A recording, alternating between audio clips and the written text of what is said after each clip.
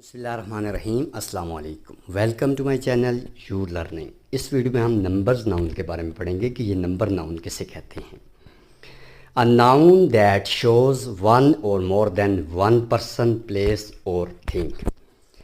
ऐसा इसम जो एक या एक से ज़्यादा चीज़ों के बारे में, अशख़ास के बारे में या जगहों के बारे में बताता हो, उसे नंबर नाउन कहते हैं।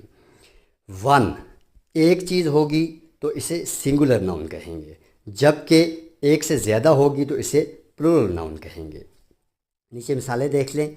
दिस इज़ अ कैट, ये एक बिल्ली है। अब देख लें, एक है तो यहाँ पे कैट आएगा, कैट सिंगुलर नाउन है।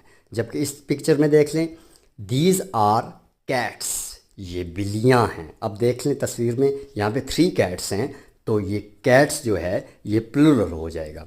इस तरीके से यहाँ पे देख लें, वन बुक, एक किताब, तो बुक जो है ये सिंगुलर है। जबकि इस तस्वीर में देख लें, यहाँ पे 3 बुक्स हैं तो ये प्लूरल हो जाएगा, बुक्स जो है प्लूरल है। सिंगुलर मीन्स एक और प्लूरल मीन एक से ज़्यादा। मज़ीद ऐसी आसान लेसन्स के लिए हमारा चैनल सब्सक्राइब करें और वीडियो को शेयर करें। Thank you so much. अल्लाह हाफ़िज़।